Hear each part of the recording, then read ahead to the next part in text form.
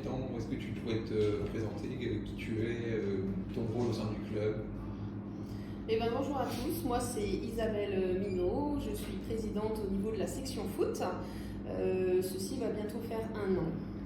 Donc mes rôles dans la section au niveau de la présidence, c'est tout ce qui est dossier de subvention et épauler l'ensemble des équipes sur les terrains ou dans l'organisationnel. Ok, très bien. Et qu'est-ce qui fait que tu as choisi de rejoindre la SPTT Chalon? Le choix de la SPTT Chalon s'est fait il y a 4 ans quand on a quitté la région de Sermaize-les-Bains où on recherchait un club pour mon fils. Et donc on est arrivé à la section foot de Chalon parce qu'on avait connu Joël, Julien et à cette époque-là il y avait également Corentin à Foot Passion.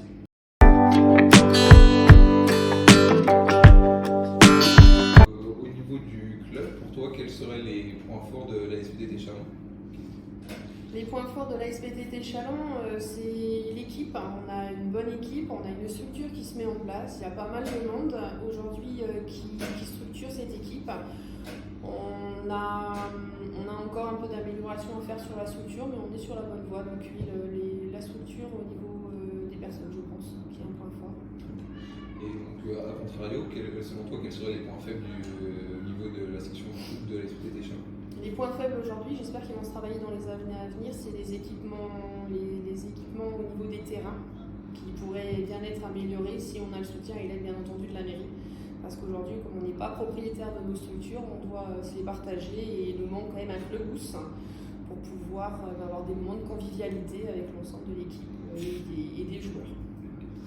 Et du coup, comment le club voit, et toi personnellement, comment tu vois les choses pour pouvoir du coup, améliorer ces points faibles? Quelles sont la vision, l'attente du club? Est-ce qu'il y a des choses qui vont être mises en place ou qui, du moins dans l'esprit, voudraient être mises en place?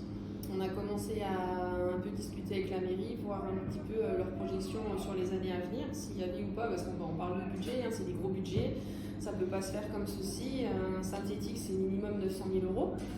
Donc nous, de notre côté, on va également regarder quels sont les dossiers d'études que l'on peut avoir, parce qu'on a droit également à des subventions, voir un petit peu monter un dossier sur l'année qui va arriver et voir les aides que l'on pourrait avoir, si on peut en parallèle épauler la mairie et réduire l'enveloppe.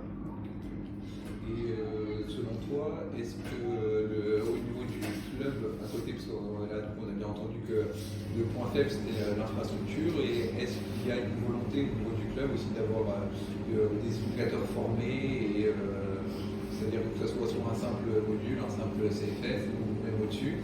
Et si oui, est-ce qu'il y a des échéances qui sont prévues ou c'est pas encore dans les plans actuels du club?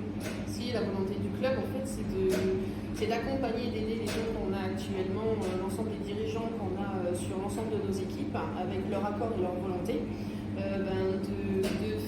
de faire ou de commencer des modules pour pouvoir les emmener justement jusqu'au diplôme de validation finale, afin qu'ils puissent continuer également à suivre leurs équipes le maximum